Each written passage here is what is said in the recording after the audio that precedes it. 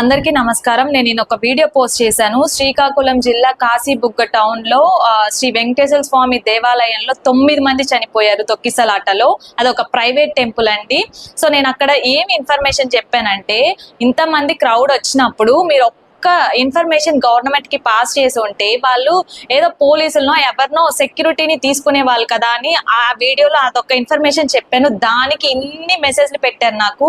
So నాకు ఇందులో కొన్ని కూడా మీతో షేర్ చేసుకోవాలనిపించి షేర్ చేసుకుంటున్నాను. ఫస్ట్ మెసేజ్, పీపుల్ కి రెస్పాన్సిబిలిటీస్ లేదు. నిజమండి, అస్సలు జనాలకి ఇంత కూడా రెస్పాన్సిబిలిటీస్ లేదు. వాళ్ళ ప్రాణాల మీద వాళ్ళకి ఇంట్రెస్ట్ లేనట్టే బిహేవ్ చేస్తారు.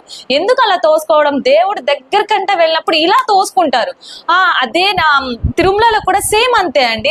దగ్గర కంటే వెళ్తారు, అక్కడ దేవునికి దండం పెట్టుకున్న అనగా అలా పుష్ చేసుకుంటారు.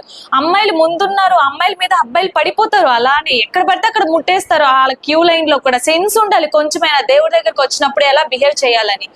అది వేరే టాపిక్ అనుకోండి. సో ప్లీజ్ అండి, మన ప్రాణాలని మనమే చూసుకోవాలి. ఎవరు చూసుకోరు, జాగ్రత్తగా ఉండండి ఇప్పటికైనా.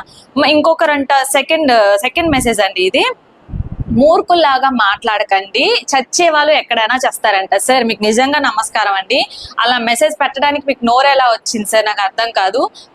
ఓకే, చచ్చే వాళ్ళు ఎక్కడైనా చనిపోతారండి, అది వేరే విషయం. కానీ వీళ్ళు ఒక దేవుడు దర్శనం కోసం వచ్చారు, దేవుడిని ఆశీర్వాదాల కోసం వచ్చిన వాళ్ళు చనిపోతే ఆ బాధ ఎలా ఉంటుందో మీకు తెలుసా అండి? తెలిస్తే మీరు ఇలాంటి మెసేజ్ పెట్టరండి. అండ్ ఇంకొకటి, లాస్ట్ టైం క్రికెట్ స్టేడియంలో కూడా ఇలానే జరిగిందంట. సో నిజమండి, అప్పుడు కూడా పోలీసులు ఉన్నారు, ఏం చేశారు అని వీళ్ళు క్వశ్చన్ అడుగుతున్నారు. కరెక్ట్, అక్కడ క్రౌడ్ ఎలా ఉంది, ఇక్కడ క్రౌడ్ ఎలా ఉంది? ఇక్కడ 25 మందే అండి. సో వాళ్ళు ఏమనుకున్నారంటే 5000 కన్నా ఎక్కువ రారేమో అని వాళ్ళు ప్రికాషన్స్ తీసుకోలేదు. సో 5000 మించి వచ్చినప్పుడు జనాలు తోసుకున్నప్పుడు కనీసం ఎవరు వాళ్ళలో ఒక్కరైనా గవర్నమెంట్ కి ఇన్ఫర్మేషన్, పోలీసులు పిలిచి ఉంటే అంత క్రౌడ్ అయ్యేది కాదు, అంత మంది చనిపోయే వాళ్ళు కూడా కాదని నా ఒపీనియన్. అదే చెప్పాను నేను దీంట్లో కూడా. అండ్ ఇంకొక మెసేజ్ వచ్చేసి, ఇదే చర్చ్ లో జరిగితే చాలా పెద్ద హల్చల్ చేసే వాళ్ళని ఇంకొకరు మెసేజ్ పెట్టారు.